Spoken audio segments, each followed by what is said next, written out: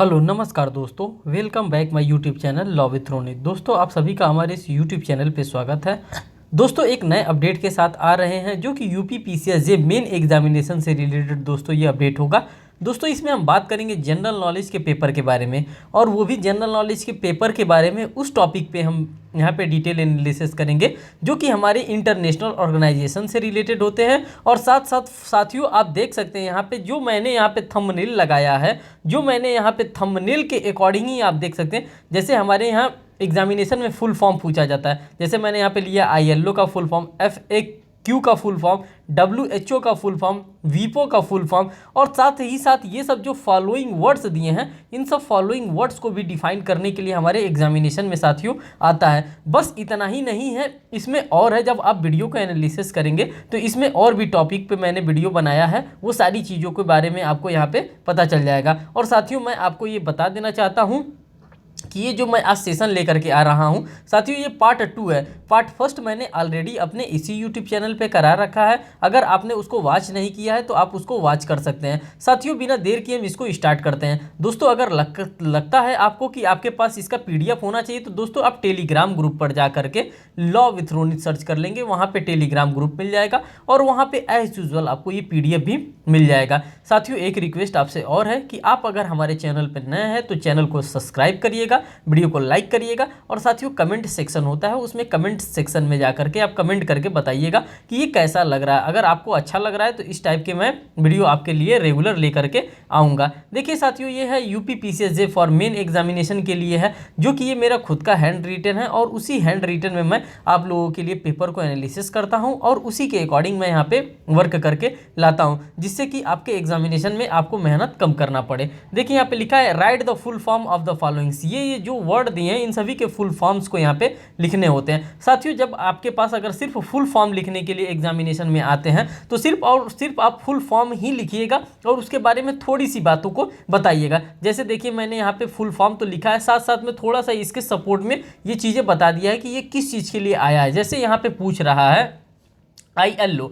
अब ILO क्या होता है साथियों? तो ILO होता है इंटरनेशनल लेबर ऑर्गेनाइजेशन, इसको हम लोग कहते हैं। अब देखिए इंटरनेशनल लेबर ऑर्गेनाइजेशन जो होता है, अब ये कब बना था, किस लिए बना था, कौन कौन से सदस्य देश इसके मेंबर हैं? तो देखिए it was founded in the year 1990। ये 1919 में क्या हुआ था, इसका निर्माण किया गया था। किसका? इंटरनेशनल लेबर ऑर्गेनाइजेशंस का। इसलिए किया गया था साथियों क्योंकि लेबर्स का जो दशा था उस समय बहुत ही बद से बदतर हुआ करता था, और उसी लेबर्स को प्रोटेक्ट करने के लिए यहाँ पे लेबर एक्ट को क्या किया गया था, बनाया गया था। और ये इंटरनेशनल लेवल पे बनाया गया था, लेबर्स के लिए एक ऑर्गेनाइजेशन था, उसी को बनाया गया था। देखिए टोटल मेंबर्स कंट्री 187, देखिए यहाँ पे 187 ऑफ 193 UN मेंबर्स, मीन्स कि यूनाइटेड नेशंस ऑर्गेनाइजेशन जो होता है, जो ये UN होता है, तो इसमें कितने हैं टोटल 193 देश हैं, और 193 देश में से 187 देश किसके मेंबर हैं? तो साथियों इंटरनेशनल लेबर ऑर्गेनाइजेशंस के मेंबर हैं। तो यहाँ से ये आपको पता चल गया। तो इसी तरह से एज यूजुअल आप थोड़ा सा इसके बारे में डिटेल एनालिसिस करके जाएंगे तो इसी सब टॉपिक पे आप देखिएगा। 2012 का आप पेपर देखिएगा, 2013 का पेपर देखिएगा, 16 का देखिएगा, उसमें एज यूजुअल इसी टाइप के क्वेश्चन पूछे गए हैं और आपको ऐसे ही आंसर को अपने फ्रेम करना है।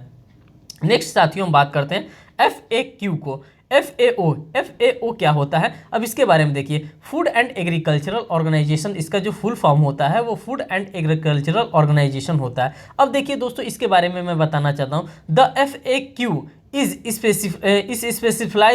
Specialised agency. ये क्या होता है, एक प्रकार की स्पेशलाइज्ड एजेंसी होती है of the United Nations that leads international efforts to defeat hunger. ये मीन्स कि भूख को समाप्त करने के लिए ये जो इंटरनेशनल फूड एग्रीकल्चर ऑर्गेनाइजेशन है साथियों, ये क्या करता है, ये भूख पे मीन्स कि जो गरीब लोग हैं जिनको पर्याप्त रूप से भोजन नहीं मिल पाता है, ये उसके लिए होता है, और उसके लिए ये क्या करता है, ये प्रॉपरली वर्क करता है। इसीलिए FAO यहाँ पे बनाया गया है। यहाँ पे सॉरी दोस्तों, यहाँ पे FAQ नहीं होगा, यहाँ पे FAO होगा, मीन्स कि फूड एंड एग्रीकल्चर ऑर्गेनाइजेशन के बारे में ये बात कर रहा है। नेक्स्ट हम बात करते हैं साथियों WHO की। तो दोस्तों आप लोगों ने कई पेपर में देखा होगा कि WHO के बारे में बार बार पूछा जा रहा है, इसीलिए मैंने WHO को यहाँ पे शामिल किया है।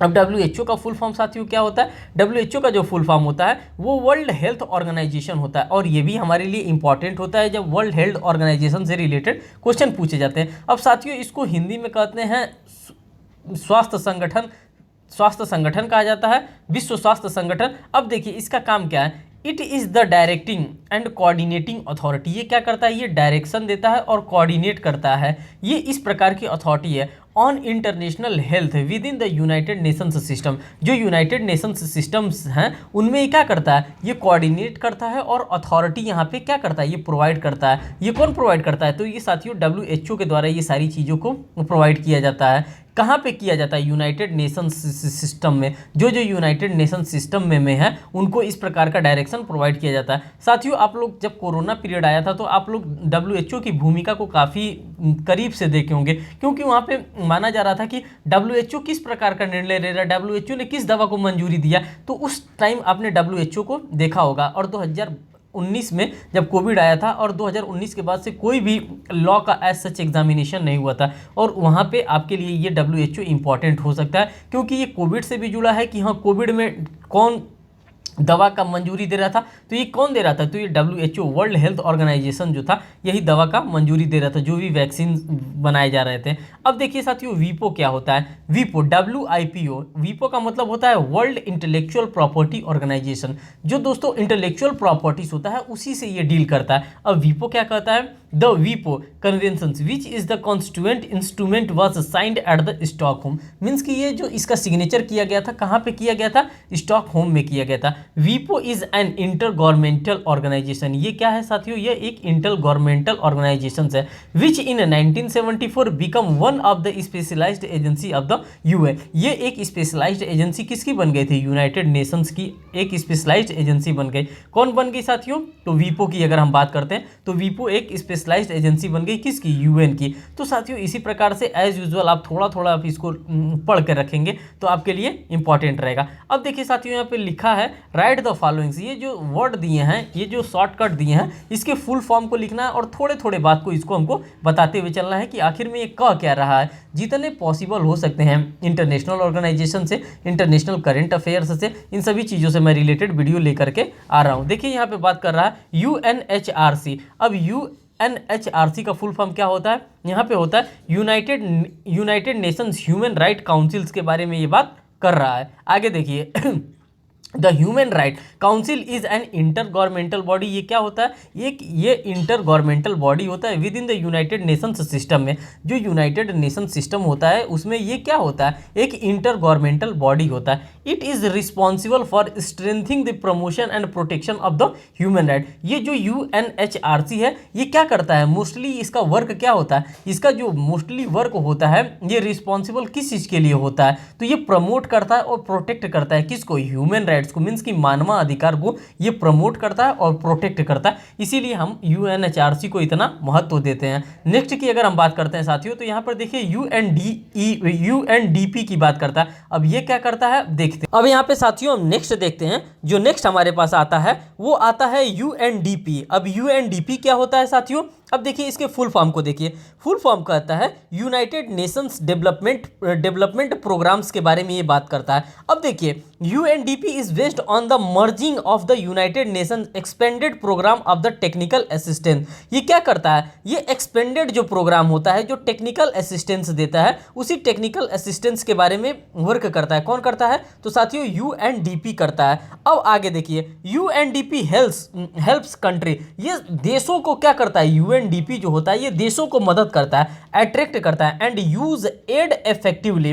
मीन्स कि कोई भी हेल्प करता है, मीन्स कि एडिंग करता है, वो इफेक्टिवली करता है in all of its activities. ये जितने भी एक्टिविटीज करता है इन सब में क्या करता है? प्रभावशाली तरीके से किसी को भी मदद पहुंचाने का काम करता है। कौन करता है साथियों इस प्रकार का? तो ये कार्य करता है UNDP के द्वारा। It promotes gender equality. ये क्या करता है? ये जेंडर इक्वालिटीज को प्रमोट करता है and the protection of human right. और ये भी क्या करता है साथियों? कहीं ना कहीं ये भी ह्यूमन राइट्स को प्रोटेक्ट करने का ही कार्य करता है। तो साथियों आप देख रहे होंगे कि बार बार जो भी चीज़ें हम पढ़ रहे हैं इंटरनेशनल लेवल पे वो खास करके हमारे ह्यूमन राइट्स को लेकर के प्रोटेक्ट करने की बात कर रहा है। और साथियों जो ह्यूमन राइट्स होता है वो हमारे लिए बहुत ही इंपॉर्टेंट होता है। अगर हम कॉन्स्टिट्यूशन ऑफ इंडिया को देखते हैं कि हमारा मैग्ना कार्टा जिसको कहा जाता है, जो हमारा फंडामेंटल राइट्स है, वो भी हमको कहीं ना कहीं हमारे कॉन्स्टिट्यूशन ऑफ इंडिया के पार्ट 3 में प्रोवाइड किया गया है। जो कि आर्टिकल अगर स्पेसिफिक होकर मैं बताऊं तो आर्टिकल नंबर 12 से लेकर के आर्टिकल नंबर 35 में बताया जा रहा है। और साथियों आप इंटरनेशनल लेवल पे भी आप ऑर्गेनाइजेशंस को देख रहे हैं जो कि क्या कर रहा है, वो प्रोटेक्शन कर रहा है किस चीज़ का, हमारे ह्यूमन राइट्स का, हमारे मानवाधिकार का।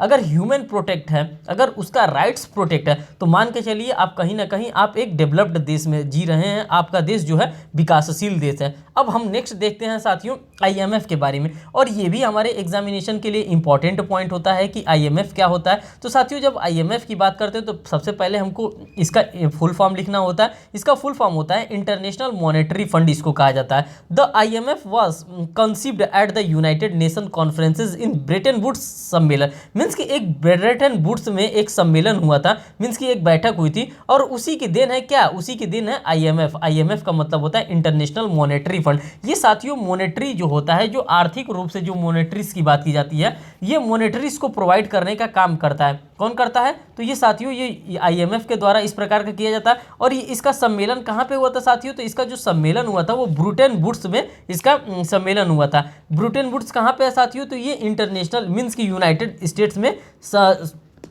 स्थित है। अब आगे देखिए, IMF are to promote international monetaries fund. ये क्या करता है, ये प्रमोट करता है इंटरनेशनल मॉनेटरीज फंड को, जो विश्व व्यापार संगठन है उनको ये प्रमोट करने का कार्य करता है। ये क्या करता है, आगे कोऑपरेट करता है, मीन्स कि लोगों को फैसिलिटेट करता है। फिर आगे क्या करता है, फैसिलिटेट इंटरनेशनल ट्रेड। ये जो IMF होता है ये इंटरनेशनल ट्रेड को भी क्या करता है, बढ़ावा देता है, इकोनॉमिक ग्रोथ करता है। साथ साथ में क्या करता है, रिसोर्स को पैदा करता है, available to members experiencing balancing of payments difficulties. Means कि अगर ये आगे साथियों जो काम करता है, ये क्या करता है, ये बैलेंस पेमेंट्स में जो भी डिफिकल्टीज आती हैं उन डिफिकल्टीज को क्या करता है, समाप्त करने का कोशिश करता है। कौन करता है साथियों, तो ये IMF के द्वारा किया जाता है, मीन्स कि इंटरनेशनल मॉनेटरी फंड के द्वारा ये कार्य किए जाते हैं। अब आगे देखते हैं साथियों, अब ICC के बारे में बात करते हैं कि ये ICC क्या होता है। ये ICC का फुल फॉर्म होता है इंटरनेशनल क्रिमिनल कोर्ट्स, जो कि हम लोग ICJ पढ़ते हैं। ये हम लोग पढ़ते हैं जब यूनाइटेड नेशंस ऑर्गेनाइजेशन को हम लोग वहाँ पे पढ़ते हैं, तो वहाँ पे हम लोग ICJ के बारे में पढ़ते हैं। ICJ का मतलब होता है इंटरनेशनल कोर्ट ऑफ जस्टिस। और ये क्या है साथियों, तो यहाँ पे है इंटरनेशनल क्रिमिनल कोर्ट्स। आप दोनों में अंतर को समझिए, दोनों में डिफरेंसेस को समझिए। वो ICJ की बात करता है, कौन, जब हम लोग UNO को पढ़ते हैं तो UNO का एक अंग होता है जिसको हम लोग ICJ कहते हैं, मीन्स की इंटरनेशनल कोर्ट ऑफ जस्टिस कहते हैं। और ये क्या है, ये साथियों ICC है, इंटरनेशनल क्रिमिनल कोर्ट्स है। तो दोनों में अंतर आप लोगों ने देख लिया। अब यहाँ पे देखिए, ये इंटरनेशनल क्रिमिनल कोर्ट्स है, ये क्या करता है दोस्तों, हम कहीं ना कहीं लॉ के स्टूडेंट हैं, तो हम लॉ से रिलेटेड जो भी फैक्ट होते हैं उन सभी फैक्ट को हम यहाँ पे रखना चाहते हैं। It has the jurisdiction over members state. ये जो ICC होता है, इंटरनेशनल क्रिमिनल कोर्ट्स होता है, इसका ज्यूरिसडिक्शन कहाँ होता है साथियों, तो जितने भी इसके मेंबर्स स्टेट होते हैं, मीन्स कि जितने भी इसके मेंबर कंट्रीज होते हैं उनके ऊपर क्या होता है, इसका ज्यूरिसडिक्शन होता है। To prosecute individuals for the international crimes of genocides, crime against humanity. अगर किसी भी प्रकार का जीनोसाइड किया जा रहा है तब इसका जुरिस्डिक्शन वहाँ पे फॉल करता है। अगर किसी भी प्रकार का कोई भी ह्यूमैनिटी मीन्स कि वहाँ पे अमानवीयता किया जाता है, अगर क्राइम किया जाता है अगेंस्ट मानवता के खिलाफ, तो यहाँ पे क्या करता है, ये वर्क करता है। Crime of aggression and war crime. अगर किसी भी प्रकार का कोई भी एग्रेशन हो जाता है या किसी भी प्रकार का कोई भी वार क्राइम हो जाता है तो वहाँ पे कौन वर्क करता है, वहाँ पे साथियों इंटरनेशनल क्रिमिनल कोर्ट्स क्या करता है, वर्क करता है। यही इसका काम है। अगर किसी भी प्रकार का मानव हत्या हो रहा है, मीन्स कि जीनोसाइड हो रहा है,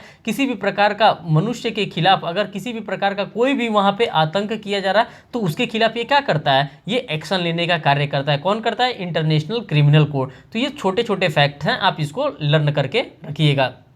अब नेक्स्ट की बात करते हैं, PCA के बारे में बात करते हैं, जिसको परमानेंट कोर्ट ऑफ आर्बिट्रेशंस के बारे में हम जानते हैं साथियों। अब ये परमानेंट कोर्ट ऑफ आर्बिट्रेशन क्या होता है साथियों, आप लोगों ने कहीं ना कहीं ADR में मैकेनिज्म को पढ़ा होगा। मीन्स कि अगर CPC आपने पढ़ा होगा तो ADR मैकेनिज्म को आपने जरूर पढ़ा होगा, जिसको हम लोग अल्टरनेटिव डिस्प्यूट रिजोल्यूशन कहते हैं। और साथियों ये जो परमानेंट कोर्ट ऑफ आर्बिट्रेशन है ये कहीं ना कहीं ADR मैकेनिज्म के साथ ही डील कर रहा है। अगर हम इसको इसके साथ कोरिलेट करके पढ़ना चाहें तो देखिए, the PCA is not an traditional court. ये जो पीसीए होता है मीन्स की परमानेंट कोर्ट ऑफ आर्बिट्रेशन होता है, ये साथियों किसी भी प्रकार का ट्रेडिशनल कोर्ट नहीं होता है, but provide services of arbitral tribunal. लेकिन ये क्या करता है, ये सर्विसेज प्रोवाइड करता है। किस प्रकार की सर्विसेज प्रोवाइड करता है, तो ये साथियों ये आर्बिट्रल ट्रिब्यूनल्स जो होता है उसी प्रकार का ये सर्विसेज को प्रोवाइड करता है to resolve dispute between members state. और किसके लिए, किसके ऊपर ये लागू होता है, तो साथियों ये उसी के ऊपर लागू होता है जो इसके मेंबर स्टेट कंट्रीज होते हैं, उसी के ऊपर इसका जो आर्बिट्रेशन करता है, जो ये मध्यस्थता कराता है, जो सुलह कराता है,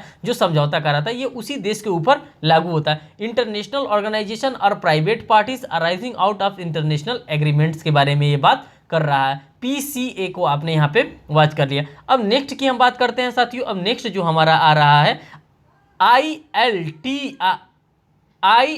ILTLOS मीन्स की international tribunal for law of the seas के बारे में हम बात करते हैं कि ये इंटरनेशनल जो ट्राइब्यूनल होता है किस चीज़ के लिए, साथियों ये लॉ ऑफ सीज के लिए होता है, मीन्स कि समुद्र के कानून के लिए होता है। जब हम लोग आईपीसी पढ़ते हैं तो कहीं ना कहीं हम लोग तो देखने के लिए मिलता है कि हमारा जो लैंड की टेरिटरी है, अगर वाटर में हम टेरिटरी देखते हैं तो 22 नॉटिकल मिल्स होता है। और इसी चीज़ के बारे में ये क्या करता है, ये बात करता है international tribunal for law of the seas के बारे में। It is an independent judicial body. ये साथियों क्या होता है, एक प्रकार का इंडिपेंडेंट जुडिशियल बॉडी होता है। इसका इस्टेब्लिश्ड कैसे होता है, established by the conventions of the adjudication dispute arising out of the international interpretation and application of the convention. अगर किसी भी प्रकार का इंटरप्रिटेशन करना होता है या किसी भी प्रकार का एप्लीकेशन दिया जाता है तब इसको क्या किया जाता है, अराइज किया जाता है। द जजेस are elected for a period of 9 year can be re-elected. जो जजेस इसमें नियुक्त किए जाते हैं कहाँ पे, जो इंटरनेशनल ट्राइब्यूनल फॉर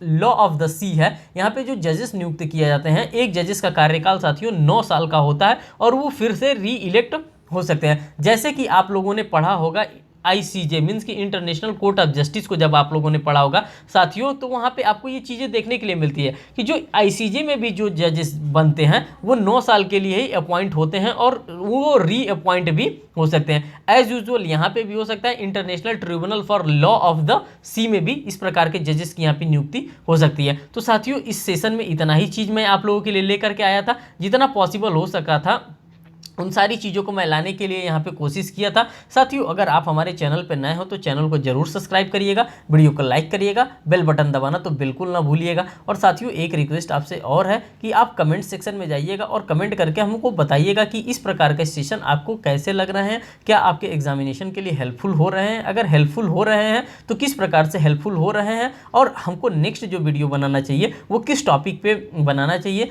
थोड़ा सा आप लोग भी एनालिसिस करके हमको वो सपोर्ट करें, जिससे कि मैं उस चीज़ को, उस टॉपिक को मैं कवर करने का पूरा प्रयास करूं, जिससे कि आपका मेन एग्जामिनेशन जो हो और बेहतर से बेहतर हो सके। दोस्तों इस वीडियो को यहीं पे समाप्त करते हैं। Thank you.